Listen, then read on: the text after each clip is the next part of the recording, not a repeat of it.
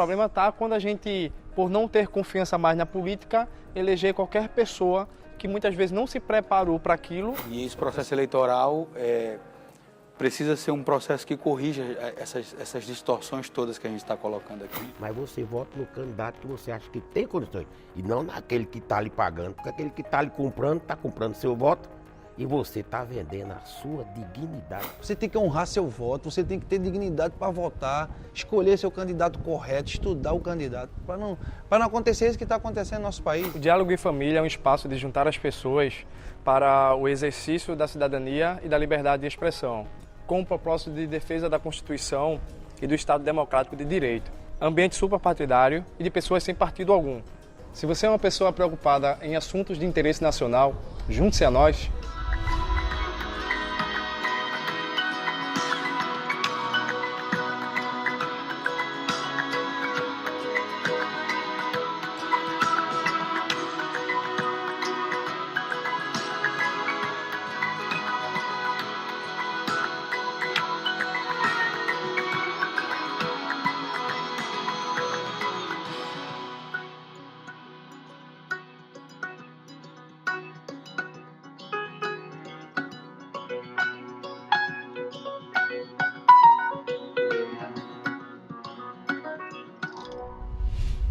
Bem, estamos iniciando mais um Diálogo em Família e a ideia da gente é continuar fazendo todo esse esforço de juntar a família, de juntar as pessoas, de combater a intolerância, de falar de amor, de falar de reformas necessárias para o nosso país.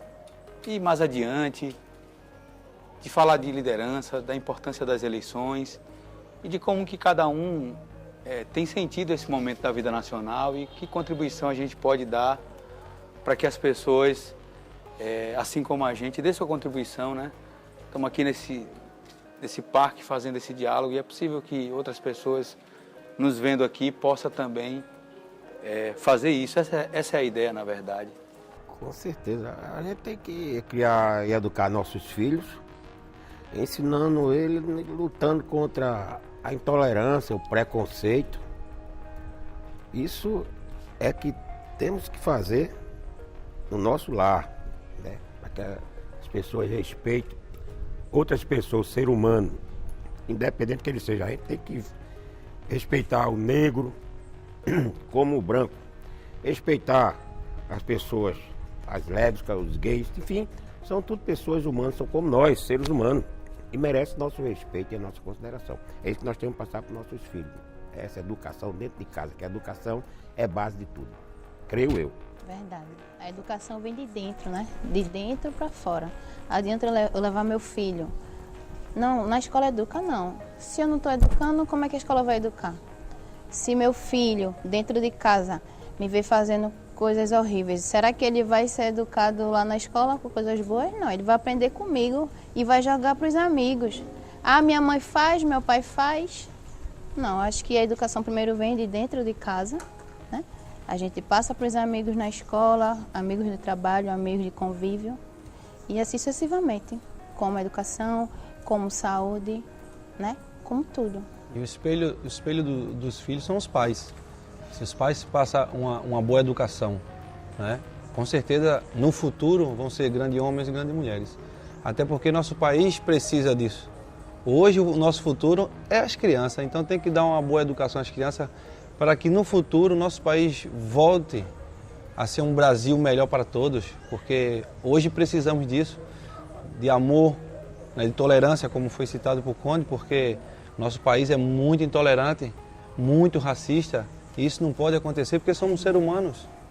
Você não pode julgar a pessoa porque ele é gay, porque é lésbica, porque é negro. Somos a mesma coisa, a gente sangra igual a todos. Tem religião diferente. Que tem religião diferente, é um absurdo. É um absurdo. Você vê na rua o dia a dia dessas pessoas e é muito racismo. Então, assim, a tolerância é zero no nosso país. Para a gente mudar, tem que ser uma educação boa para os nossos filhos, para que as pessoas mudem no futuro, né? Porque não podemos mais tolerar isso. porque assim nosso país vai ficar cada vez mais longe de ser primeiro mundo, ou segundo, ou terceiro, vai ficar distante de tudo. Né? Aí tem o lado do nosso país agora, que vai vir uma votação, a gente tem que saber estudar, escolher certo para que a gente não possa errar novamente, para que nosso país evolua, né? Porque tá muito descontrole no nosso país, então a educação envolve tudo isso. Tendo educação, tendo conhecimento, você vai voltar na pessoa certa para que a gente possa lá na frente ter resultados. Verdade. É interessante que desde Conde até aqui a gente trata a educação não colocando-a num papel principal do Estado, mas como responsabilidade da família. Então, uma das formas de se educar, de se ensinar é pelo exemplo. Então, os pais que ensinam pelo exemplo, com certeza é bem mais consistente, eficiente e que produz efeito essa doutrina, esse ensinamento. Então, a gente quando estava estarrecido com a quantidade de lixo que tem aqui, né, ao redor aqui no Rio e tal, e acaba que isso é um reflexo daquela educação familiar que muitas vezes faltou lá, muitas vezes é o próprio adulto que faz isso e o filho cresce vendo esse comportamento que para ele se torna um comportamento comum, não é um comportamento que todo mundo faz, e ele vai depois repetir esse comportamento e isso vai passando da geração para geração. Então, essa forma de ensinar pelo exemplo, de eu não fazer, meu filho ver que eu não faço, embora que depois ele vá fazer, mas ele tem uma base, não, meus pais não faziam isso. Isso não é um comportamento que eu aprendi em casa. Eu faço porque talvez eu esteja num momento rebelde mesmo, mas aí ensinar pelo exemplo para mim é a melhor forma. É eu cobrar mais aquilo que eu faço, que eu dou. Então isso talvez seja essa importância. Né? Interessante você estar falando, porque o exemplo ele nos dá a dimensão de como que o país, entendendo ele como uma grande nação e portanto uma única família, tem tratado, né, os nossos irmãos, né? Porque, por exemplo, do ponto de vista dos países mais desenvolvidos, você vê, né, todos eles dão uma importância muito grande para o esporte, para a arte, tratam, né, dos artistas e dos atletas, dos esportistas ou dos profissionais, né, desta área de maneira diferente da nossa. É claro que a gente já deu alguns saltos, né, no esporte, a gente já deu alguns saltos, mas eu ainda vejo muito aquém do desafio que a gente tem e do quanto é transformador, agregador, o quanto tem esse papel que a gente está querendo aqui de juntar as pessoas, né? O esporte, seja individual ou coletivo, reflete muito da realidade. A arte também é o espelho da realidade. E isso, por que vocês acham que isso acontece? Que tipo de discussão a gente pode trazer aqui para fazer com que os políticos e as pessoas, né, empresários e outros personagens da vida social possam ver que existe saída sim, que existe caminho sim. O que é que vocês veem assim, né? Eu vejo, pelo menos nesse aspecto aí, o nosso país evoluiu, cresceu um pouco na questão que tem a questão esportiva, tem o ministro dos esportes agora, tem o ministério, né? Agora, não sei se você aqui pode, como ex-jogador, você que pode explicar para nossos telespectadores, pessoal que estão nos vendo e nos ouvindo, não sei se tem barreiras entre um esporte e outro. Eu sei que na música, pelo menos, tem, na arte. Tem o Ministério da Cultura, mas por exemplo, eu tenho, para entrar num projeto, eu tenho que ter uma cota, tem que passar para o terceiro, e essas coisas, né? E eu não sei se no esporte também tem essa coisa. Não, o cara é peladeiro, aí tem uma verba para pelada, tem outra... Tem o mesmo ritmo, a mesma política. Só que o futebol, ele envolve tudo. Então, assim, o futebol, cada estado tem sua federação, então, assim, as cotas é muito difícil principalmente os times intermediários. Os grandes não, mas os times intermediários é que é mais tem mais essa necessidade de ter ajuda. Ou seja, na arte e no esporte, só os grandes têm espaço. Basicamente isso. Por exemplo, eu quando comecei com a minha vida artística, com a minha banda, eu tinha que dar uma palhinha de graça para mostrar pro público. Eu, quando eu era moleque, gostava de jogar futebol, para jogar eu tinha que pagar. O cara vai entrar na segunda divisão, tem que dar uma parcela para pagar. Rapaz. Que era para pagar lavar as camisas, né? Que tem pessoa que paga. Mas a gente contribuía, o negócio era a gente jogar, participar. Claro. Mas aí é sempre uma dificuldade grande da participação, né? Isso é que eu acho que é mais dramático entre nós. A gente tem ideias, né? A gente tem talento, quer contribuir e existe um funil. Né? Existe um limitador à participação. Peneira, né? Uma peneira. Tu vai, tu não. Tu é feio, tu não dá. Teus cabelos tá meio embolado aí, outro tem uns cabelos meio lourinho, tá mais bonitinho, tu tá meio feio. Tu vai ajeitar teu cabelo, porque tu não entra na parada. Se não tiver no padrão, não se encaixa. E importante sobre a questão do artista é que as pessoas têm que olhar, as pessoas olham para a arte, desfrutam a arte, né, gozam da arte, mas muitas vezes esquecem de olhar para o artista, aquele que produz a arte, né, de onde vem a arte. Então, não é assunto desconhecido nosso e que os artistas participam dos festivais, das festas que são de temporadas aí de anos, a cada ano, e que muitos deles, que muitas vezes fazem uma festa lá em janeiro e chegou agosto, ele não recebeu ainda por aquele trabalho executado. Então a gente olha para a arte, desfruta da arte, mas como é que está sendo olhado para o artista, né? Que é de onde vem essa arte, de onde vem a inspiração. Porque a gente goza aqui de uma alegria, de uma satisfação ao ouvir a música do Conde, que todo mundo ouve, todo mundo canta, mas como está sendo olhado para a origem, né?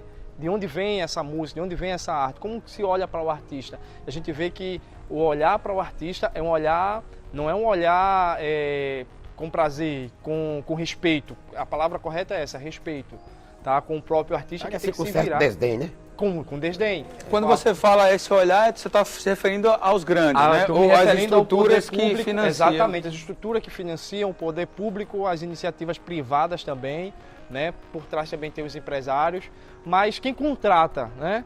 Teve agora o festival, teve alguns festivais, tem o Festival de Garanhuns, tem o Carnaval e tal, que muitos artistas participam e não recebem por aquele trabalho que fez. E houve toda uma demanda, né? De material, de gente, de um próprio material humano, e as pessoas ficam nessa, tendo que passar por essa falta de respeito, o próprio artista passar por isso, tá? Mas a arte foi dada, a arte foi compartilhada da melhor forma possível, né? Ou seja, todo mundo quer arte, mas desconsidera o artista. O artista. Absurdo, né? E no esporte não é diferente também, né? Não é diferente. Quando você vamos dizer assim, né? Bem claro, no time pequeno, você não é tão valorizado como está num time, no Sport, Santa e Náutico, que aqui em Recife são os três grandes. Eu tive a felicidade de começar no Náutico, então assim, a diferença é muito grande. Até em termos de incentivo, é monstruosa a diferença entre um pequeno e um grande, né? Que hoje a gente não se trata mais como pequeno, se trata como intermediário, porque os clubes mais do interior, e aproveitar até a oportunidade que os clubes do interior precisavam mais de apoio para se tornar um campeonato pernambucano mais atrativo até para o público.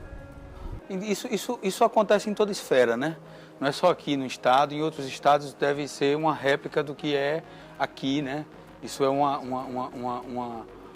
olhar, eu acho que local, mas que se replica num país inteiro.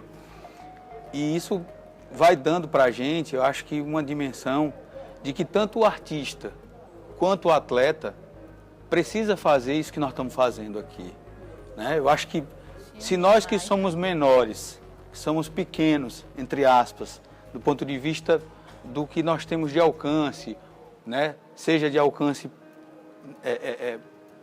de dimensão nacional, ou seja, de acesso às possibilidades de financiamento para que a arte e o esporte se desenvolvam, quem já está num grande clube, quem já é um artista de projeção nacional, aí é que tem uma responsabilidade maior sobre a defesa do atleta, né, e do artista, entendendo isso na dimensão da arte e do esporte como um todo, né? O que vocês... Por exemplo, né? Teve aquela paralisação dos caminhoneiros. Eles não se uniram e ganharam? Eles não fizeram a força? Pararam, seguraram, insistiram só por isso. E no final eles ganharam. Eles conseguiram, eles conquistaram o objetivo deles. E também da mesma forma é a gente aqui, é a gente no esporte, é a gente na arte da música, né? Até dentro do lar mesmo, né? Se a gente quer um objetivo, a gente tem que correr atrás, tem que se unir, tem que falar. É do pequeno, é de baixo que faz o grande. Não é do grande que faz o grande, é do pequeno que faz o grande. A gente planta semente para poder ter a árvore. Para né? você poder ter, você tem que plantar, né? Tem que cultivar, tem que colher, tem que cuidar. Então, se a gente pequeno se unisse mais, conversasse mais, né? A gente poderia chegar a um patamar melhor em nossas vidas. Principalmente para o nosso futuro, para os nossos filhos, né? Porque cada dia que se passa, em vez da gente melhorar, a gente já só vê pioras. Mas o mundo está tão rápido, está tudo tão corrido, que o futuro é agora, né? O futuro é agora, a gente precisa ter isso com clareza. É agora, né? exatamente. E esse processo eleitoral precisa ser um processo que corrija essas distorções todas que a gente está colocando aqui. Principalmente, nós estamos no ano eleitoreiro e é importante, você cidadão, você cidadã, que não deixe se levar por questão de financeira de 10, 20, 30 reais para votar naquele determinado candidato. E você aconselha seu vizinho a fazer o mesmo. Quando aquele elemento vier comprar seus votos, você pode pegar o dinheiro dele, está no bolso, mas você vota no candidato que você acha que tem condições. E não naquele que está lhe pagando, porque aquele que está lhe comprando, está comprando seu voto e você está vendendo a sua dignidade, a sua honradez por uma quantia ínfima do que ele vai tirar acima de você. E está entregando na mão desse político o direito de te representar. Verdade. O que é pior. Né? Exato. Quais são as reformas que vocês consideram urgentes? Como é que a gente pode... Né, eu acho que o que o Conde colocou foi muito interessante. A primeira coisa, está tudo tão ruim que a primeira coisa é não vender o voto. É a gente trabalhar essa lógica de não se vender para o político. Né? Jesus, eu acho que a primeira reforma, a reforma mais... a reforma principal é tirar todos esses políticos que estão aí e renovar tudo, o quadro tudo novo. Isso seria uma reforma geral, ampla e restrita, seria a melhor reforma do mundo. Seria a melhor reforma para o Brasil, para o povo brasileiro. É tirar esses políticos aí tudinho e renovar o quadro do político. Só isso, é o meu ponto de vista. E isso que quando está falando, a gente tratou no diálogo anterior, que é exatamente essa questão da crise de liderança, né? A gente procura uma liderança política para votar, alguém que a gente se sinta representado, a gente não encontra. Não.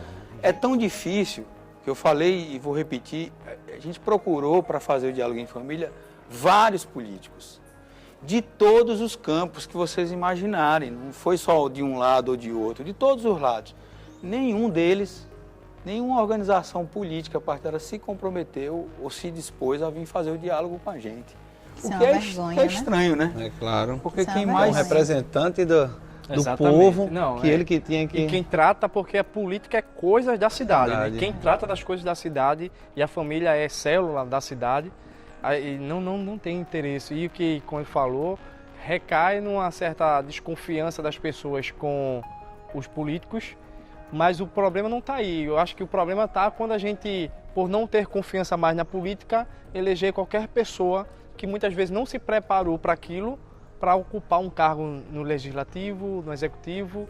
Eu estava vendo essa semana, eu não gosto de me envolver em polêmica, já me envolvi muito, mas hoje eu tento me privar disso. Mas eu estava vendo que um rapaz aí que fazia vídeos com o passarinho dele está candidato a deputado estadual do seu estado, lá no seu estado, o menino do Papa Capim lá e tal, que ganhou o carinho de muitos, mas eu não duvido que ele não ganhe mais de 20 mil votos, 30 mil votos. As pessoas vão votar porque olha para a política e não vê mais representatividade, não vê confiança, mas vai votar numa pessoa que não tem preparo algum para aquilo. Quando chegar lá dentro, Felizmente, a palavra grosso modo vai ser engolido lá, igual foi o Tiririca, Quer igual dizer, outros. ninguém vai votar nele, vão votar no Papa Capim, né? Exatamente. O candidato vai O Papa ser Capim do meu sonho, né? É porque o voto de protesto do brasileiro termina sendo o voto do humor. Exatamente. Né? Ele vota ali, ele não tem nenhuma preocupação. Ele fala assim, rapaz, ó, tá tudo tão ruim que qualquer um que entrar, eu vou botar esse aqui para poder ele fazer graça. Né? E Para abafar mais a... Pelo menos pra gente chorar mesmo, né? Desculpa. para chorar mesmo, pra sujeirada. rir um pouquinho. Só que isso é um grande problema, porque não existe solução fora da política. Exato.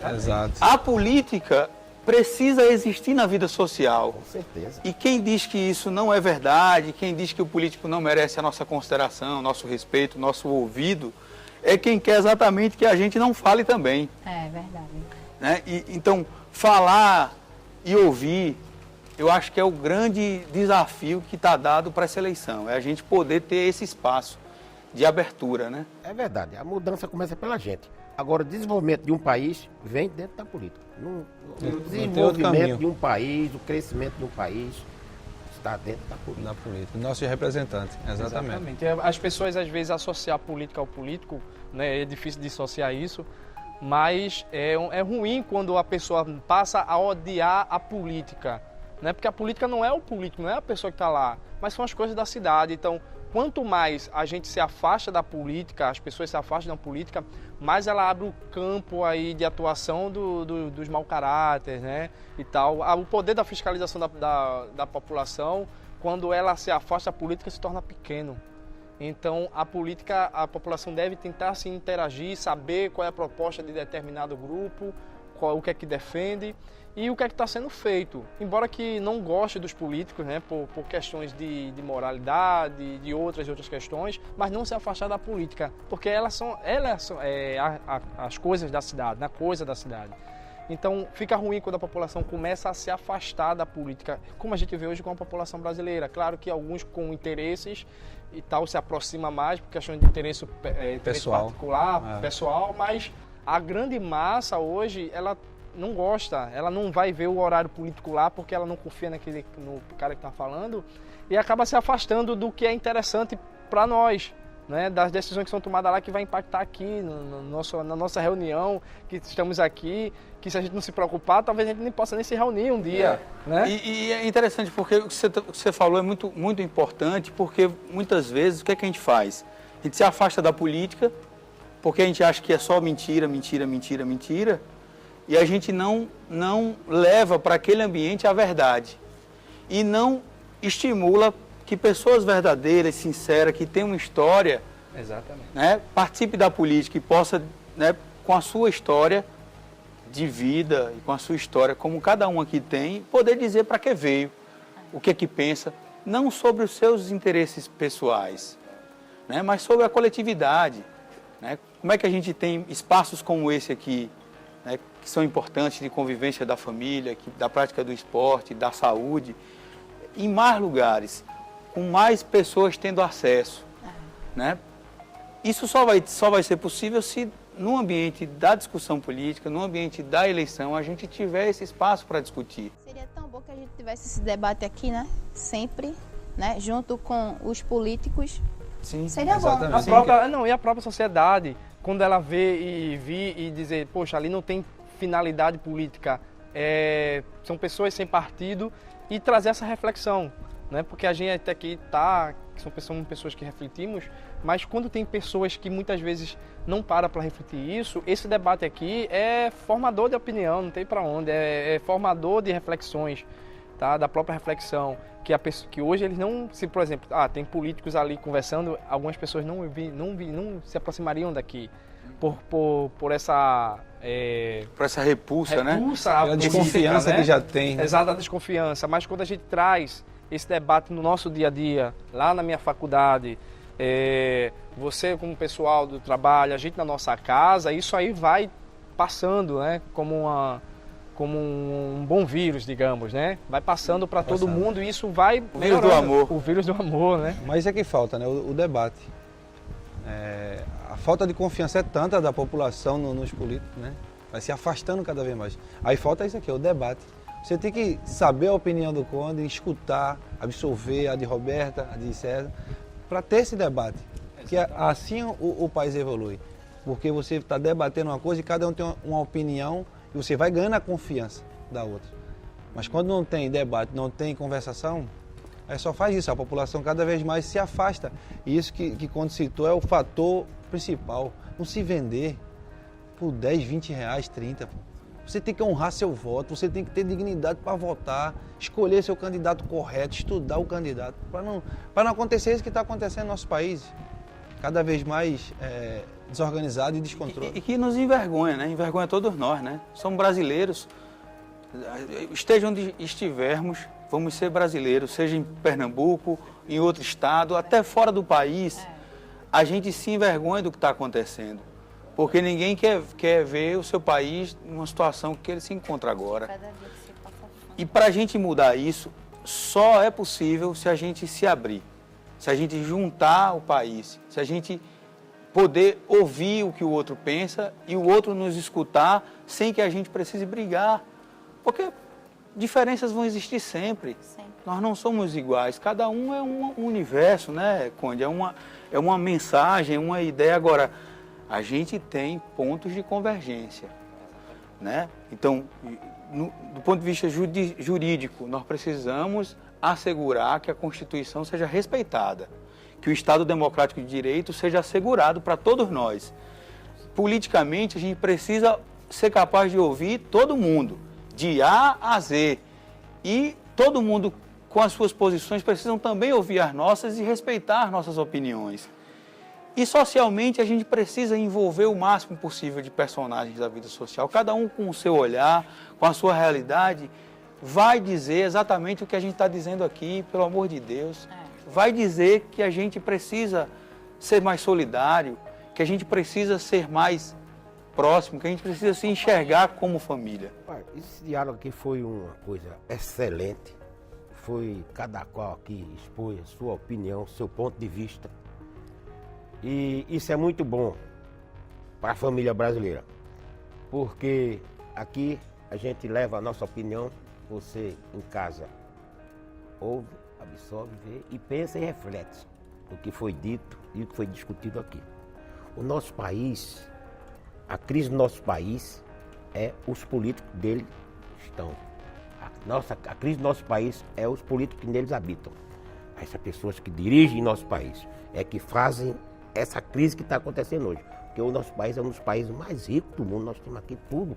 Isso aqui não tem coisa melhor do que isso aqui. Agora você chega ali, a gente estava comentando ali, o povo ainda não se educaram ainda de chegar e pegar um potezinho de lixo, separar plástico, vidro, detrito, essas coisas todas. Nós temos que, dentro de casa, a gente tem que ensinar aos nossos filhos isso. Eu vim um dia desse no meu carro e tal, então, de repente, eu fui assim, tomar um pouco de água, então o vento, aí o colega disse, para, quando que a gente vai pegar aquele troço ali, a gente ia para Petrolina. Então eu parei meu carro, dei ré e fui pegar aquela garrafa. Mas isso que tinha na pista só para ir, rapaz, igreja, coisa absurda. Eu ando com uma cestinha, gente, vocês que dirigem, tem carrinho, use com uma bolsinha dentro, para você usar um copo com água, joga naquela lixeirazinha. Tudo para você guardar, papel, plástico, põe ali dentro, chegar em casa você bota pro lixo. A gente tem que tratar assim, para a gente ter amanhã um mundo melhor, para a gente podermos respirar melhor. Porque hoje em dia... Se você estiver em outro meio de transporte também, né? Quando estiver no ônibus, no metrô, bota dentro da bolsa, né? Faça a sua parte. Exatamente. Né? E trazer nas crianças de hoje, isso aí tem papel na nossa casa, mas quem trabalha com isso também tem esse papel importante, é a repulsa por esse comportamento. Então, a reprovação desse tipo de comportamento. Então, se você desperta na criança que aquele comportamento não é legal e se alguém fizer, ela não deve aprovar, mas reprovar, e ela vai crescer com aquilo, ela não vai praticar. E muitas vezes, no meio de 7 pessoas, só tem um que pratica aquele comportamento, ele vai ter vergonha de fazer, porque ninguém faz, só ele que faz. Aqui ninguém faz, mas onde a maioria faz, você não vai ser reprovado, ninguém vai reprovar aquela atitude, então tá de boa. A gente educa pelo constrangimento, né?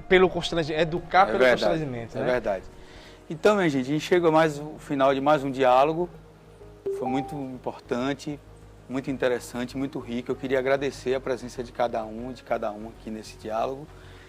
E aproveito para que vocês possam deixar uma mensagem de paz, de esperança, de amor para as pessoas, para que a gente possa juntar esse Brasil e ter dias melhores. Bem, depois de um debate maravilhoso desse, o que fica como mensagem é a tolerância, o amor, o respeito, e que as pessoas possam cada vez mais ter esse diálogo entre a família, entre amigos, na sociedade, em cada âmbito da sociedade que você puder ir. Então, o diálogo é importante, a tolerância ela é muito importante e a intolerância deve ser combatida sempre. A mensagem desse debate para mim ficou muito importante porque a tolerância tem que ter ao seu próximo, o respeito cada vez mais, a união da família, né? A educação dos nossos filhos para o nosso futuro, para que o Brasil seja um Brasil melhor, né? Tenha dignidade na hora do voto, para que nossos políticos, que a gente possa ter nossas confianças novamente, que nossos representantes sejam honestos para o nosso país. O que eu desejo a vocês, né, de coração, é que vocês se juntem a nós. Vocês aí na casa de vocês, com família, amigos, passe essa mensagem para todos, para ver se a gente consegue um Brasil melhor. Junta nosso Brasil. Olha, gente, para mim esse debate de hoje foi de grande valia. Para mim foi ótimo. A gente aqui discutimos sobre religião, sobre povos. E no geral, a gente temos que respeitar os seres humanos. Eu amo e adoro a natureza. Essa flor aí, ó. Essa rosa aqui é a coisa que eu mais adoro e mais amo.